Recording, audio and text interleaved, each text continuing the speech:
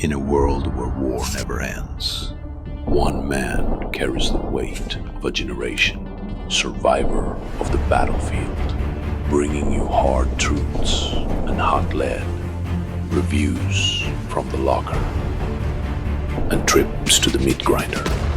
Now he's taking you behind enemy lines, not into combat, into truth. Stories from 1st Recon Battalion, with no BS conversations. Marine, veteran, Brad Iceman Colbert, where legends tell it like it is. This is not just a podcast, it's a mission.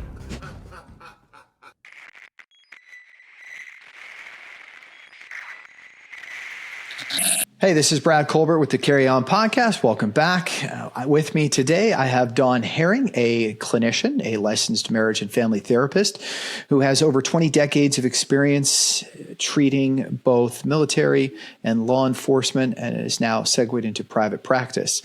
And I think that she's an excellent candidate to answer some questions today about veterans' health, where we've been, where we are, and where we might be going. So, Dawn, welcome. Thank you for coming on the show. Thank you, Brad. Good to be here. Great. So what I'd like to start with is perhaps just a little bit more information about you. I mentioned that you are a licensed marriage and family therapist. However, an LMFT is not what most people are used to hearing. Most of them are used to hearing clinical social worker. So briefly, just tell me a little bit about your education, your background, and what the difference between those two are. Okay. I am a master's level clinician and a licensed marriage and family therapist, which means that in my studies, we were studying really relationships and how to treat relationships. And we can treat them individually on behalf of the relationship, but we can also treat them as a family or as a couple. And licensed clinical social workers have a little bit of a different slant. They are not trained in the marriage and family therapy component as extensively. However, when we graduate, we are often interning at the same places and doing very similar work. So we are both considered psychotherapists, master's level psychotherapists. Interesting. Okay. All right. And then when you started out, you took a fairly unconventional beginning. Tell us a little bit about what you first started doing when you were out in the field. Yes. I was a few years into my postmaster's level training, and I applied for a job and got the job as what's called a prevention and education specialist. And this job is for the Marine Corps. And so I spent 3 years working for the Marine Corps as an educator, teaching stress management, anger management, communication skills, suicide prevention for the Marine Corps at Camp Pendleton in California. And after that, I went on to becoming a clinician. And then for the last 10 years of my 20 years, I was a clinical supervisor in a non-medical, green, as we would say, Marine Corps counseling program. Now, in addition to military, you also did law enforcement work, though, as well. Did you not?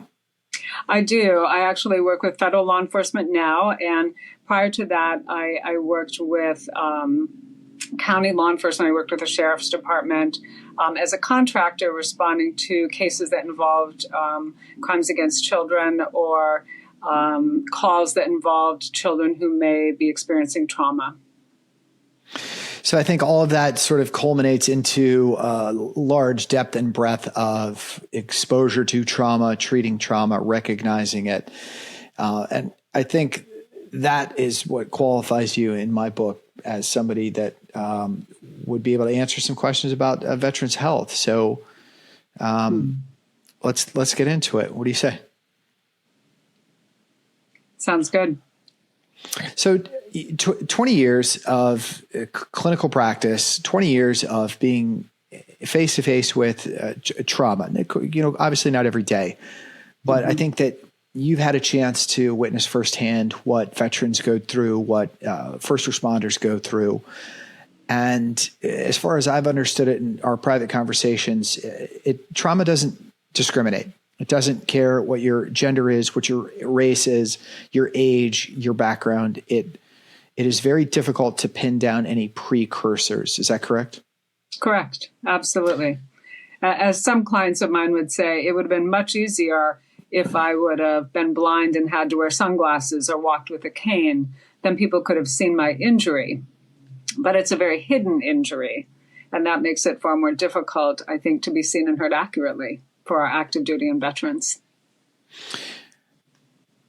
Yeah, I think that's a great point, because a lot of times we talk about this cliche of, it's not really cliche, but the popular phrasing is these invisible wounds, right? We have a broken arm, like you said, we have a missing limb or some type of physical malady. It's pretty easy to diagnose, relate to, understand, but when it's an invisible wound, right. Externally, you have no basis of comparison. So with all of that to be said, I mean, what trends did you see during your time with the Marine Corps, such as changes in mental health referrals, diagnosis, or the types of issues among active duty Marines and sailors?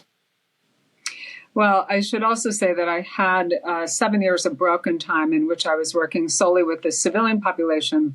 And I came back to the Marine Corps in 2007 because the Marine Corps had begun treating combat trauma. We then had the 0304, OIF, and of course the Persian Gulf, but we were beginning to wrestle with how to treat trauma. And I had been treating trauma in the civilian community, and I wanted to come back to a population that I hold near and dear and do some of that trauma work. So I think even back in 2007, we were just beginning to try to understand what we were seeing. And it was more than just trauma. It was, blast exposure. There were just so many things coming together. And of course, people would come back from deployment and be handed this sheet to fill out to talk about trauma symptoms. And nobody dared fill it out. So everybody just said, nope, I'm good to go, so they could go out on leave. Nobody wanted to be held back in case they had any problem that could have been trauma, because it wasn't understood enough. And there was still considerable stigma around what does it mean to be traumatized? Am I going to be able to redeploy? So, yes.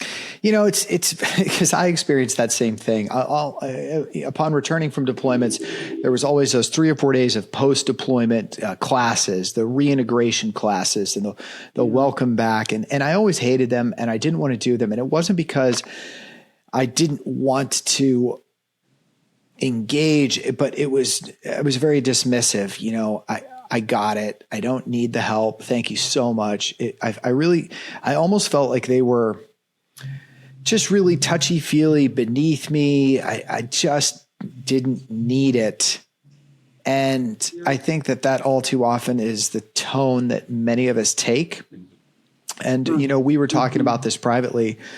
The institution, regardless of whether it's, a branch of the military service or it is a law enforcement, doesn't really care whether you're burnout or not. And a lot of times it's two competing interests. The institution wants you to provide a service, and you, the individual, wants to provide the service. And as long as that service is being met, whether you're burnout or fatigued or self-destructive is really a lot of times not their problem, I think. But I also think that, having said that, I think the trend is also swinging the other way. I think more and more people are filling out forms and checking those boxes. Would you agree? Absolutely. And I think I watched stigma decrease considerably between 2007 and 2023 when I left. And people began asking for help, initiating help. Leadership had begun saying, you're a resource, you matter to us. If you're not well, then we're not going to do well, and we want to take care of you. And I think to the extent leadership could set that tone, and they did, I think much better throughout the years, people were more apt to seek services. Still, I found many would seek services toward the end of their career. They would get to a point where they would realize, I don't want to take all this stuff I've got to deal with me. in my retirement. So I'm going to start doing it now. But it was often within 6 months to a year prior to retirement that I would see folks. And I think that's unfortunate, because if you could do early and often intervention, and I know you realize this, you would be so much better off at the back end instead of being, loading it all at the tail end when it was, I don't want to say too little too late, but there was not time for intervention. There was not time for unpacking a lot of those issues. We segue people out of active duty into the private sector or into the VA healthcare system. And I mean, sometimes they're just lost. They're lost into the system, right? Yeah. And I think that it's a catch-22, because if people are constantly deploying, getting ready to deploy, coming back from deployment, the training cycle is so intense often that people really don't have time to sit down and do trauma work, for instance, because they have to keep everything compartmentalized in order to get back out there. So they're looking often for a time when they can just rest a bit and actually do the work. And so sometimes for some folks, that isn't until that last year before retirement. And even then, they find it very difficult to find the time. Well, I think it speaks to the dwell time, that ratio of the amount of time that you are not deploying and the amount of time that you are either working up to a deployment or on one. And I think that it took the institutions a long time to realize what that perfect dwell time would be. And in the soft community, in the units that are extraordinarily highly sought after, rapid deployment cycles, and high intensity, short durations, they don't necessarily have that same dwell time afforded to them. I think we saw it a lot during the Afghanistan cycle. It's tapered off now because that geographical area is no longer at the forefront. But there's other ones that are starting to ramp up, taking its place. And my hope would be that we've learned enough from the last 20 years to put forth our best care in the future. And I wonder if we've learned during these last 20 years enough metrics from the trends to make changes. Do you think we have? Well, that's a great question. I think, I don't know what is ever enough, but I think that we certainly are better. All of the systems are better now than we were, I think, even 10 years ago. And, to be fair, the science is ever growing. So, for instance, the science on traumatic brain injury, that science still continues to grow. There's so much we don't know about traumatic brain injury, how to treat it effectively. And, traumatic brain injury from breaching may be different from parachute jumps or concussive blasts. So I think, we're learning so much more about the brain as well. We're learning also about the immune system and what does this high allostatic load do to an immune system on somebody who's constantly in a high up tempo. Yeah. And it's funny you mention it, because there was a recent publication by a doctor called Operator Syndrome. Are you familiar with the book? Yes, Dr. Christopher. Yes. And he speaks a bit about that. If you're familiar with it, why don't you explain a little bit about what his research is indicating? I think one of the things that struck me as a clinician when I read his book is that clinicians are often guilty of seeing what we see. We have our own internal bias. So we see depression, we see anxiety, and we assume that is due to a mental health issue. And I think one of the points that Dr. Frew makes is operator syndrome, as he calls it, is really this complex interplay of various health issues. And it could be from TBI, it could be endocrine, it could be low testosterone. And I know in my own experience, I've had clients who I referred for endocrine testing to their doctors because I was concerned that some of what I was seeing was perhaps mimicking depression, but not depression. And often they would come back with low testosterone, and even our active duty docs would medicate them. So, low testosterone can look like a major depressive disorder, and we don't want that. Also, I think one of the things that the operator syndrome book talks about is just sort of the chronic inflammation, the tendency towards substance use, maybe trauma, maybe not trauma. People are trained to do a lot of things that civilians may say are traumatic, and the operators may say, that's not my problem. My problem is I can't sleep. Yeah, and there's a lot of, so as a result, there's probably a lot of self-medication, and there's a lot of correlations, but not causations as a result. And sleep disorders, as we know, make people feel really not well, right? We don't function very well, Brad, without good sleep. Yes. I've heard this from someone else before. Yeah, that's right. So I think his point is that there's just a cluster of interconnected health issues that must be treated, and that the active duty or veteran must be treated more holistically. We can't just look at a mood disorder and say, here's the problem. If we have chronic pain, we have to look at that. If we have endocrine disorders, we must look at that.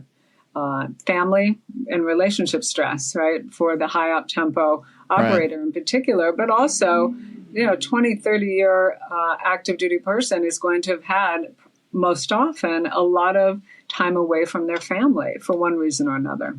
Yeah, I absolutely agree. And I'm glad to see that is a venue that is starting to get explored a little more, because I think, as you said, we have progressed so tremendously in just the last 10 years, the last 20 years, really, since 2001. Yes.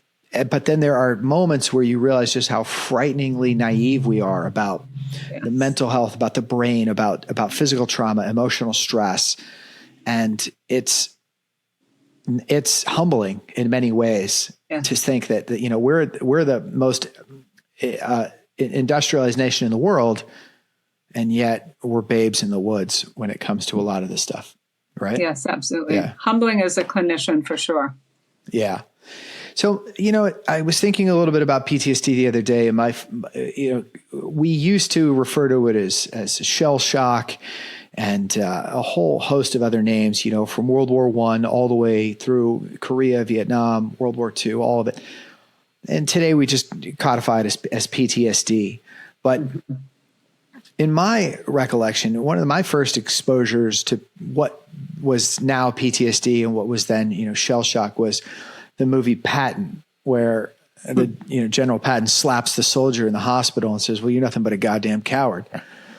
I knew what he was trying to do. He was trying to motivate the soldier to find the courage to get out of the hospital bed and go back into the fight. And of course it had horrible back repercussions. But what is Hollywood or this media get wrong when it comes to PTSD that you watch and you cringe and you wish people understood? That's a great question. I think no fault of their own, perhaps, because they don't even know what they don't know. But I think there's a caricature of, an angry veteran with road rage, no anger management skills. And I think while some people could say that fits me very well, there are plenty of people with trauma and PTS who would say, that's not me at all. That's not me at all. I just struggle to get out of bed in the morning. I don't want to drive on the road. I'm not raging on the road. I just don't want to get on the road. So we've always said avoidance is one of the cornerstones of trauma. And I think anyone who notices they're avoiding, and they could be avoiding anything, family, going out in public. But just to know, I don't think that Hollywood's going to understand that often what we're seeing is an absence of behavior or, avoidance, for instance. Yes. Yeah, that's so true. I think your avoidance descriptor is spot on, because a lot of times it's an uncomfortable thing, and we tend to shy away from that uncomfortable thing even without PTSD. So I'm sure it's exacerbated in the context of trauma. I know I have my own very simplistic analogy for PTSD that is probably going to make you squirm a bit, but would you mind if I basically explained it? No, I'm dying to know. What is it? Well, you've heard it before. So this is how my kind of brain explains post-traumatic stress to those that I have talked to that are not experts, such as yourself in the field. Our brains are like a giant file cabinet. And as we grow and progress, we encounter new scenarios, new experiences in life. We file them away. So I come upon a thing I've never seen before. The first thing the brain does is they go, okay, have we experienced anything like this before that we can reference it, that we can place in context? No? Okay, great. It's a new event. It's a new cataloged memory. Let's put it away. Yeah. And then you come upon something that is traumatic, a horrible car accident or a violent murder, or in this case of many of us in combat, you see and experience extraordinary acts of violence or stress. The brain looks at it, says, I have no frame of reference, and the folder lays open. So we move forward in the world, but that memory is still like a folder splayed open. Yes. So how is my description? Is that somewhat accurate? I would argue that's not cringeworthy at all. And in fact, I've used something similar myself. And I think that which lays open and the brain doesn't know how to file becomes sort of this circular file that can be activated or triggered by just about anything, which then leads the body and the mind to have re-experiencing. And the goal of all trauma therapy, regardless of the modality, is to assist people to remember but no longer relive the experience. And that's such an important distinction. We don't want amnesia from it, although sometimes we may. But we want to honor the parts that need honoring, and we want to remember, but we don't need to be triggered by it or be reliving it. It is the reliving it that makes it very difficult to drive down the road, or to be triggered by sounds or sights or smells. And true trauma processing eradicates, to a large extent, a diagnosis of PTS because it's eradicating the activation of the triggers. Doesn't mean the memory goes anywhere, except the memory may go in the rearview mirror because it's in the past now. And that's what most people will say post-treatment. You know, an example I give sometimes is, has anyone ever had food poisoning? The brain will never want to eat or drink that thing again because it generalizes to keep us safe. Or tequila. But sometimes it overgeneralizes. Yeah. So do you think then that PTSD, that healing from that trauma, it's possible? Absolutely. Absolutely. And I don't think I would have come back to work for the military had I not believed that, because it would be excruciatingly painful to sit with people and have no ability to move them, to support them, to assist them in relief. If there was no relief, we wouldn't be doing this work. So tell me a little. Changed careers. Yeah, or at least been somewhat depressive in your own right. So with that in mind, and a body of work to your background, how do you go forward in treating PTSD? What do you think those modalities are? Yeah, I think what we know to be true is there are really 3 basic evidence-based treatments for PTSD. One is called prolonged exposure. One is called cognitive processing therapy. And the third is called EMDR, eye movement desensitization and reprocessing. And so I think any of those 3 are effective for a person if they like that modality and it works for them. I tend to do more EMDR because I work with a lot of introverts who just don't want to talk about it. And another point is when there's trauma, there often is no language. There are no words to talk about it. If someone had to talk about it, sometimes they can't.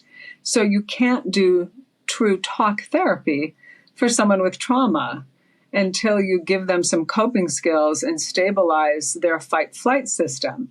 Because when we're in fight-flight, we lose language. Our brain goes offline, so to speak, and we react rather than respond. So the first thing we have to do is stabilize someone to even do the trauma work. And my favorite, and anyone who knows me knows, is EMDR, because I found it to be exceedingly effective in a shorter period of time. And people get better and they're shocked. And, I work with a lot of cynical people who don't think there's going to be anything that will help. And I'm fine with that because they're not going to be, they're not going to succumb to the placebo effect as easily. Right. And I think one of the things that I appreciate about the three aforementioned modalities is they're non-pharmaceutical. Absolutely. And I think that is one of the things that is overdone in our culture is medicines and a prescription as a treatment sort of, as a default. So I appreciate that. Yeah.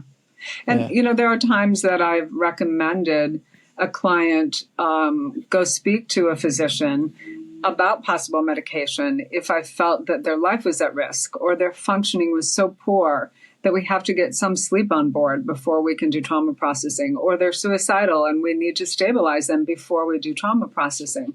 So it's not that I'm opposed to the medication, and I think medication is very important for many, but it's not the only thing, and it's not going to effectively treat trauma, most likely by itself.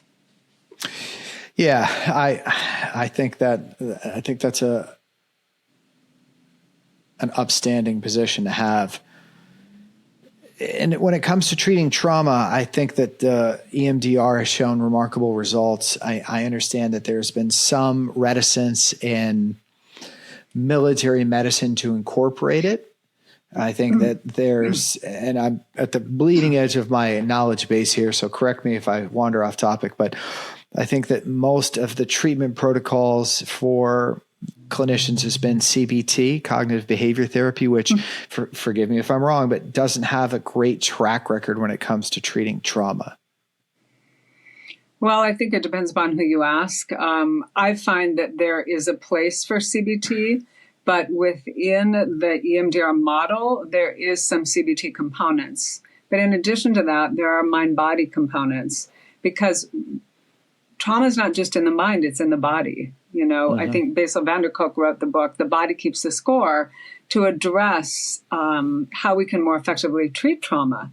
And, people know, I think before they have an anniversary, when that old injury starts hurting again, and it hasn't for a year. Mm-hmm. And one of my first questions to them is, well, do you have any anniversaries coming up? And they're always amazed that the body seems to tell them when there's an anniversary. That shoulder will hurt, that hip will hurt, that knee will hurt. Something will hurt that seems that the anniversary of its injury is coming up. Yeah. So I always ask that because I think, and then, a trauma-informed treatment modality will help move that out of the body so they're not having such significant pain. So what about the concept of moral injury and any treatment that exists to address that? Yeah. I think moral injury is something we continue to wrestle with and learn more about. There are various treatment modalities for moral injury. I think the powerful thing for me about moral injury is it is not PTSD. And some of the authors who specialize in the research on this, Jonathan Shea and Brett Litz, talk about moral injury is a person experiencing or participating or witnessing events that go against their moral code. And so how does one wrestle with that? And so the treatment modalities that exist to wrestle with that are very specific to addressing the moral injury. In addition, they often will incorporate a spiritual component. I've often had people say, are you faith, or I've often said to people, are you faith-based? And if so, would you consider talking to a chaplain about this? Somebody who's going to have 100% confidentiality. And I think that's important, particularly if the moral injury was caused by someone perpetrating something that they felt goes against their moral code. I can't believe I did whatever it was. I'm a monster. And I think we have to be able to have those conversations and invite them and stand free of judgment and just encourage people to wrestle with them. And I think to be able to say it out loud to one person is profound. Yeah, that's a courageous thing to actually step up and admit that there's been a moral injury for many people. I think that we'll do oftentimes the mental gymnastics we need to justify our actions, regardless of those around us and those that may be in receipt of them. So I think that's an incredibly difficult thing for people to admit and to come back from. Yes. What I want to go back just for a minute because I think it's interesting for this. A lot of the people that may be listening are civilians. They may not have military context. And I think that what's the one thing that they often misunderstand about the mental health struggles of veterans? I think for me, one of the things that I've often sort of made note of, even in my own work as a civilian, is if someone comes in for treatment and they tell me their deployments, I automatically have some assumptions about what it might be that traumatized them. And quite frankly, I'm often really wrong. The things that I think might be traumatizing are the things they were trained for and are, in fact, not at all what was traumatizing. Right. And so I think we have to always check our expectations because we, particularly as civilians, may assume that just because somebody was in a firefight, that's going to be the thing that's traumatizing. Yeah. And it may not be that at all. It may be having to kill a feral dog who could have had rabies, and then coming home to your pet dog. So it's tricky. It is, because it's often not what we think it is as civilians. For me, it was children. There weren't many, but there were a few instances where I was witness to children either being wounded or killed, and that is one that is extraordinarily difficult. Yes. To carry home. Yeah. Absolutely. With or without your own children. And then the present trigger is often, I come home and I see my children. I come home and I see my neighbor's children. I just come home and I see children.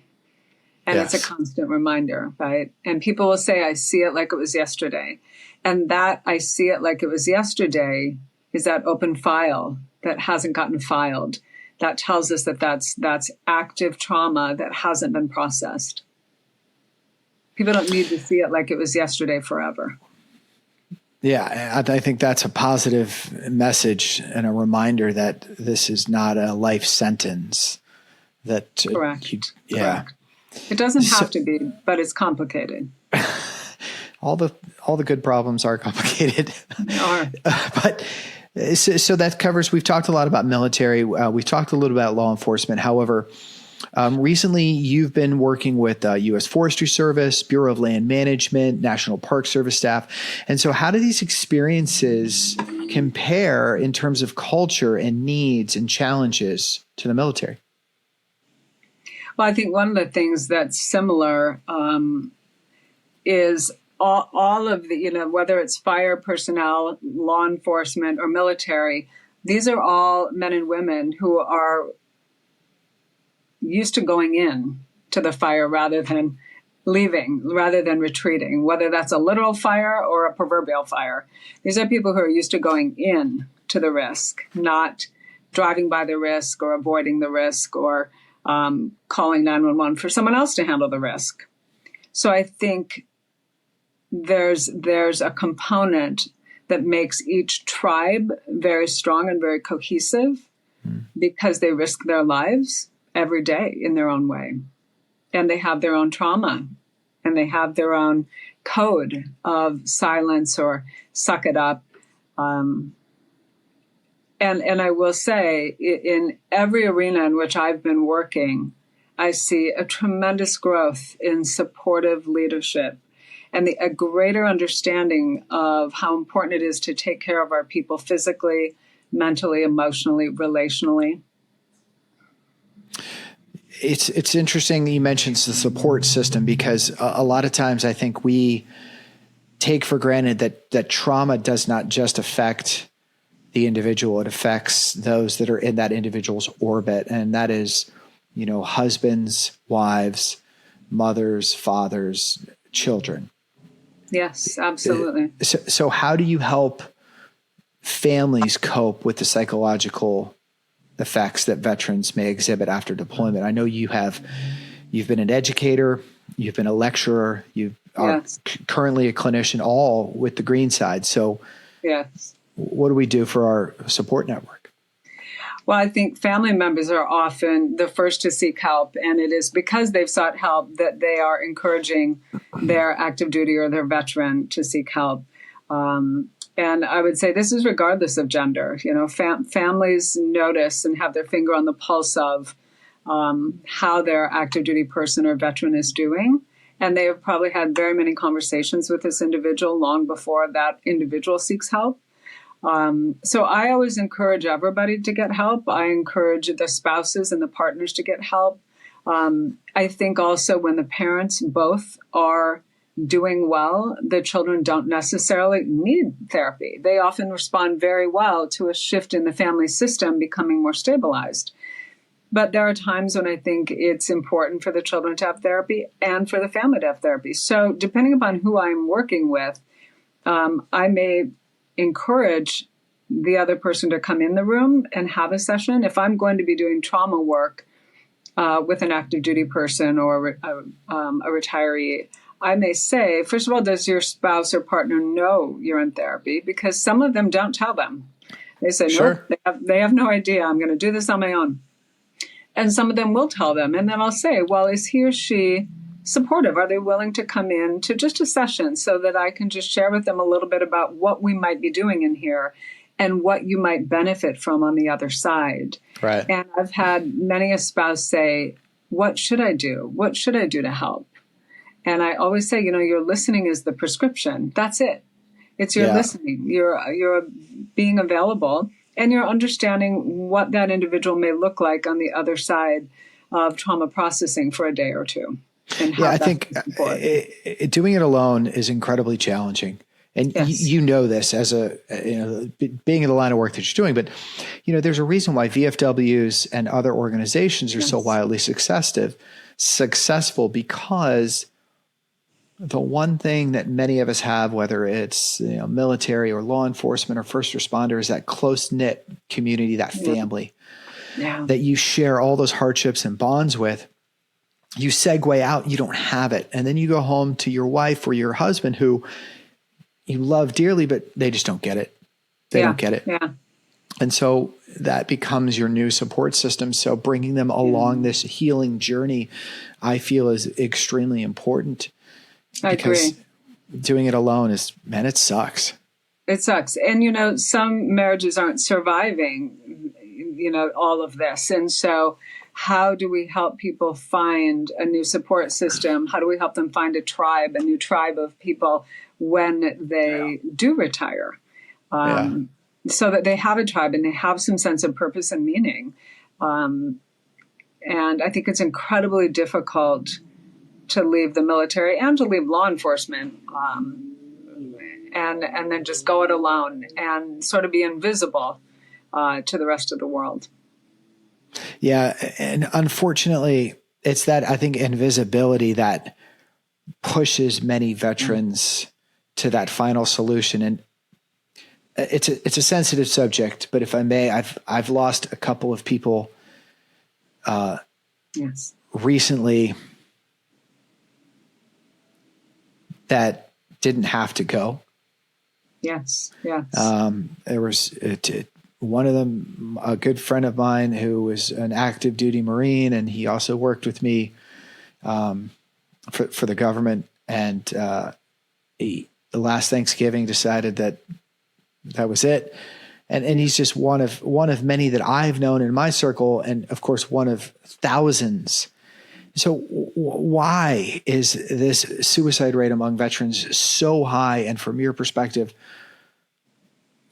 what is not working? Yeah. I wish I had that answer, right? If I had that answer, I'd retire early.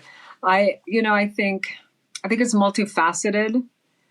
I think we will not always know who's suicidal because they will not tell us. And if people hide it well enough, even if you see that person every day, there may not be a damn thing you could have done. That being said, when I would teach these suicide prevention trainings, I would ask that we call them suicide awareness trainings, because there's something about using the word prevention that makes us believe we have some illusion of control over others' lives. And Wow. I do believe, I do believe that It's true. despite the fact that we don't have that control, we have influence. And it is up to us to know the signs to the extent we can see them, to the extent someone allows us to see them, to see changing patterns and behavior. And really, to answer your question, I'm not sure. I think it's multi-layered. I think that there's probably a role of the sleep deprivation. I know plenty of people who can get fleeting suicidal thoughts just from 3 to 4 nights of not being able to sleep. Right. So sleep deprivation, the traumatic brain injuries, the blast exposures, endocrine problems, chronic pain alone. I always say chronic pain is like the infant that screams on the airplane right behind you, and there's not a darn thing you can do about it, and it won't stop. And we all know how how anxious we feel when we're in pain or when that baby's screaming. Yes. And chronic pain is like that. So I think if you layer enough things together in one human, and then you add on to that sometimes a childhood fraught with trauma that was left untreated, or a family history of some depression, a lack of supportive family could be a triggering event, a sense of isolation. Even people who have wonderful families who are available to them will say, I feel alone. Nobody understands me. And but what do you say to that veteran that says that no one could possibly understand what I'm feeling, that you don't know what it's like to be me? Yeah. Well, I gently challenge that. And this is where that CBT, that cognitive behavioral therapy, comes into play. There are a lot of conversations that we have challenging those beliefs, gently nudging them. Is it that nobody understands? Or is it that you don't understand? Is it hard to articulate to someone? So we engage in conversations with them and really sort of challenge some of that and really take an objective look at, who do you have in your life? Who is there? And if they don't understand, would they be willing to understand if maybe we could figure out a way to tell them? Have you tried to tell them? And sometimes it can be as simple as just saying, okay, I want you to go try to tell them and come back and tell me how that went. But if you haven't tried to tell them, and if they say, well, I don't think they want to listen, I say, well, do you want to bring them in? Should we tell them in here? And I think it's about saying, I will stand beside you, or we'll walk beside you through this. So you're not alone. I'm here. And I'm not leaving you alone. And I may not understand, but I give a damn. So I think just layering those conversations is so important. You're one of the few, though. And so I have to ask, you've been on both sides, you've been in the private sector, you've been on the military side. You've provided, recommendations and services and protocols to a lot of government agencies. Which one's doing it better? You think the private sector has it buttoned up, or you think that the government sector's doing a better job? Well, I will say this. I will say I am very proud of how the military, and I think more specifically the Marine Corps, has done over the years, taking better care and better care. I think it's always a challenge because it's also about money. And a federal government, there's money. There are money problems. So the private sector, if we're looking at a big business and they have a lot of money, they can take darn good care of their people. They can offer EAP services. They can offer in-house workshops. So I think that's a hard question to answer. I fall back on how pleased I was just watching the military in just my one bird's eye view learn, and then let that learning inform their care. But federal will always have financial challenges that perhaps the private sector won't have, or may. Everybody's got their financial challenges. I know that may not answer your question. No, I don't think it's a dodgeable question because I think it's an impossible question to answer. Because I think if one group had it more than the other, then the other one would plagiarize it, and I would hope that they would, right? And we'd all have it, absolutely. We would all have it. I think that, as you have already mentioned, and I'd just like to echo, I think that we have come light years from what used to be called shell shock to what now is a clinical diagnosis, and not a pejorative one, because for so long it was pejorative. And I think that both leadership and institutions are paving the way towards removing the stigma of treatment, removing the stigma of mental wounds, and encouraging operators at all level to hit that pause button, hit the reset button. And with that in mind, I want to try to find some. I don't want to silver line it, but some success story. What's one success story or transformation that you've witnessed that keeps you going in this work? They're innumerable, right? I think almost everybody with whom I've worked has been a success story in one or in many ways, and so I can't really say one. I can say that as I watch people heal, I watch their relationships often heal. And as their relationships heal, the whole family system becomes more stabilized. The other piece to that, I think, is that we have to acknowledge, I'm going to take a tangent just for a minute and I'll come back. We have to acknowledge that aside from the trauma, there's a lot of just grief. There's grief for the losses to the men and women by suicide, in combat, to illness. There's grief for missed birthdays and anniversaries and holidays. There's so much grief. And I think just in general, civilian population or military, we are not, as a culture, and I guess this is a huge generalization, but we do not have a lot of rituals for grief. We're not good at it. We're not good at it. We have so many days you can take off for your grief, and then you got to come back to work, and you should, look alert. And I think just providing education to people that sometimes what might feel like anger and irritability is actually grief really can calm a nervous system and can help them realize I'm not crazy and I'm not an asshole. And perhaps I've been drinking my grief, So I think that piece is important. So there's really no one story because everybody's healing trajectory is so different. Yeah. But there's a composite in my mind. And we haven't even touched on military sexual trauma. And to help somebody to validate that experience, to help them heal from that experience from within a military system, I think was very powerful as well. Well, I appreciate your time, and I definitely want to be respectful of it. But, there is still one more thing that I think people are curious about, and we kind of glossed over it. If you'll go back and talk just briefly about EMDR, I don't think that people are familiar with this treatment. Is it involve a bunch of equipment? Does it involve cables and electricity? And what medieval practice is this EMDR you speak of? Oh my goodness. Well, I'm going to back up by saying that, EMDR is founded on some principles that include cognitive behavioral therapy, mind-body medicine, and neurologically how we're wired.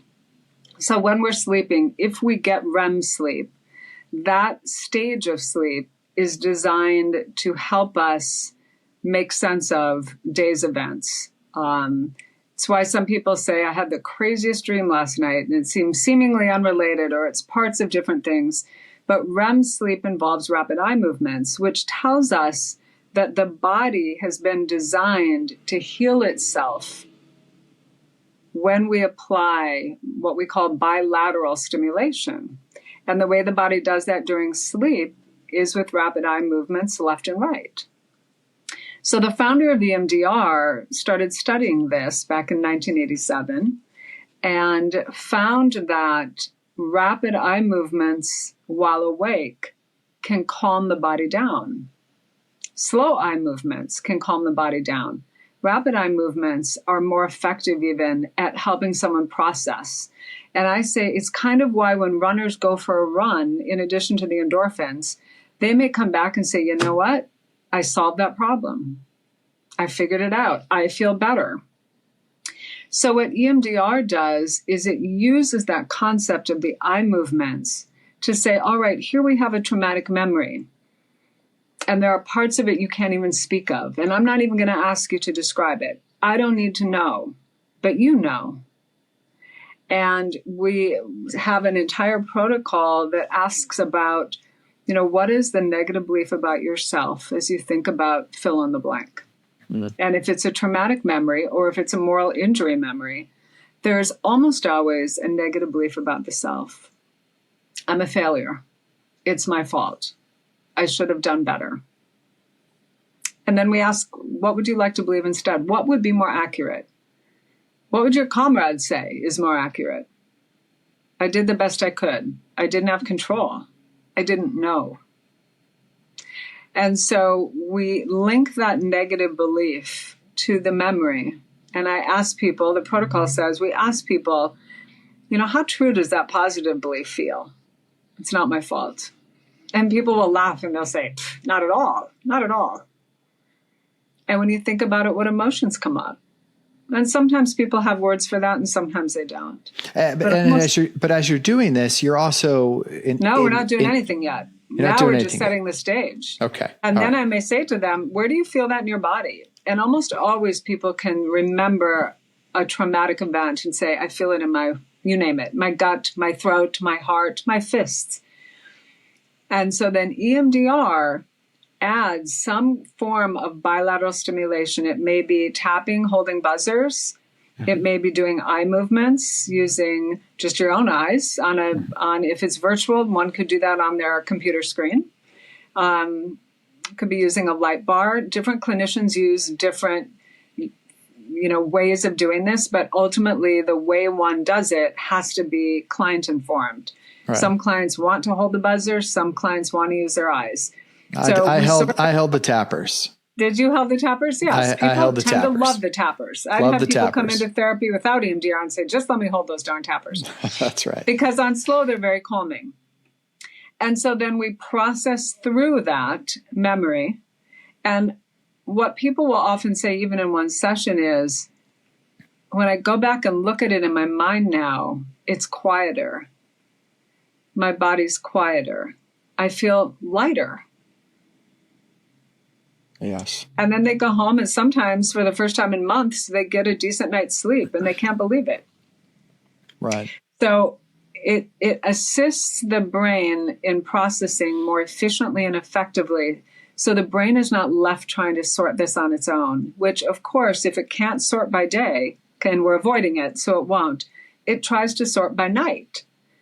And then we wake up, right? And people have bad dreams and they have nightmares. And so it's sort of like the brain is having a standoff. It's not able to do it on its own. And so EMDR just sort of holds the proverbial hand of the left and right brain and says, it's okay, we're going to do this together. I've got you. And we process through it. And at the end of it, the distress level has decreased significantly. And sometimes at the end of one session, sometimes it takes a few sessions. Right. Yes, I've gone through EMDR myself, and it took not nearly as long as I thought it would be to process the issues that was being addressed. And it's not non-invasive, right? Like, again, Not invasive. It doesn't involve anything other than one or two, apparatus, if you will, and it, as you say, it's going to vary from person to person, and it's effective. Brad, I want to add one thing about that too, and that is that there have been times that I've processed things with people who said, they couldn't even tell me what it was they needed to process because of security clearances. And I said, well, I don't need to know. I actually don't need to know. I need to know, do you have an image that represents the worst part of it? Do you have a negative belief? Is there something you'd like to believe instead? And never in there have they had to tell me what it was. So sometimes people aren't coming to therapy also because they're concerned that maybe because of their security clearance, they can't even talk about whatever it is. And I say, I don't need to know about it. Ultimately, I don't need to know about it. If you want to talk about it, I'm here, but I don't need to know about it in order for you to process it to a more adaptive place. I just have a few more questions if you have the time. Yes. Yeah. Recently, there's been a lot of research in hallucinogenics, mushrooms. We're looking at LSD again, MDMA, and other new or revisited pharmacological solutions to some of these issues that people are facing. And we also have a emergent AI that is not replacing or supplanting clinicians, but it is providing some interesting sort of virtual CBT. I want to ask you what your thoughts are on those two sort of over the horizon technologies. I'm curious about all of it. I wouldn't close my door to it. When I first heard about EMDR years ago, I was skeptical, and I remember very clearly rolling my eyes. And I later had to eat my words because it became so effective, and I was actually encouraged to receive training from a psychiatrist with whom I worked, who I respected very much. So I will not be one to be critical of anything that we are trying. And I think in the right hands of trained providers, whether they are psychiatrists or, psychologists or other clinicians, neurologists, neuropsychologists, in the right hands, I think different things work for different people. And one thing I've heard about, that's not medicinal, but is the stellate ganglion block.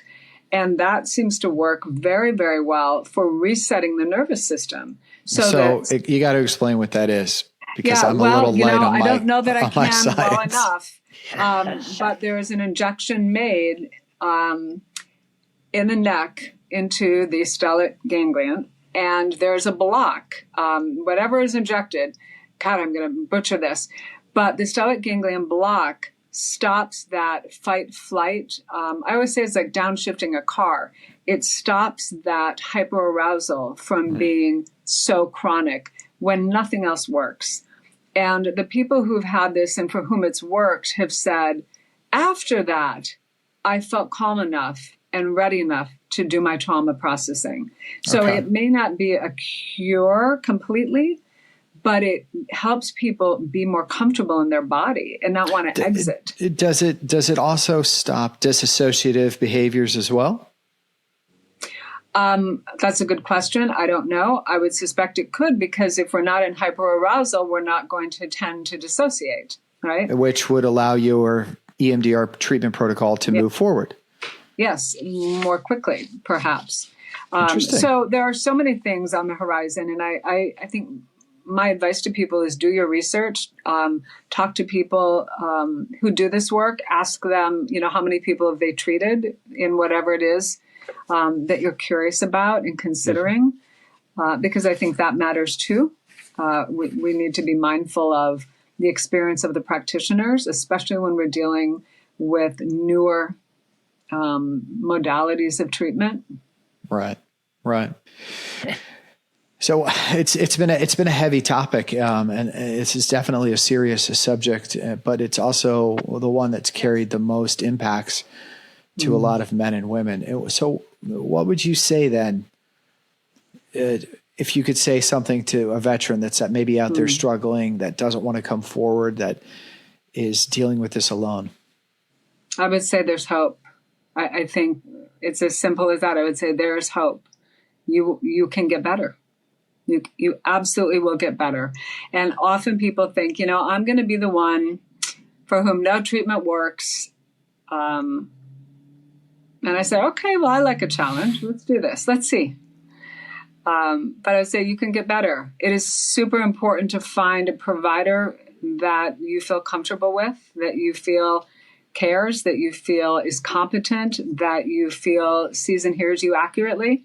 And that may not be on the first try. And I know it takes a lot of energy to even make a call and get into somebody, but you do not have to settle if the provider or providers are not a good fit. You can get up and ask for someone else. And please do that, because you deserve to be in an environment that feels safe, that you can even consider beginning to trust, and there's hope. So I think, Dawn, one of the things we'll do is post a link to the EMDR list in this below.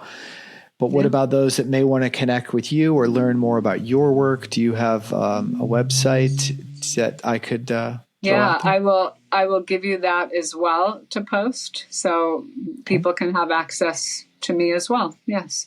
I generally use the Psychology Today website, and people can find that by just Googling psychologytoday.com. That's awesome. Thank you. I really appreciate having this time, and I've appreciated listening to some of your thoughts and your feelings on, again, what is a very serious matter. Yes. My pleasure, Brad. My pleasure. Well, thank you very much. That's Dawn Herring, a licensed marriage and family therapist, veteran clinician of over 2 decades with military, law enforcement, and private sector. And we were talking a bit today about mental health, about veterans' health, treatment protocols, where we've been, where we are, and where we might go. So for Carry On Podcast, I'm the Iceman, Brad Colbert. Thanks. Improvise, adapt, and overcome.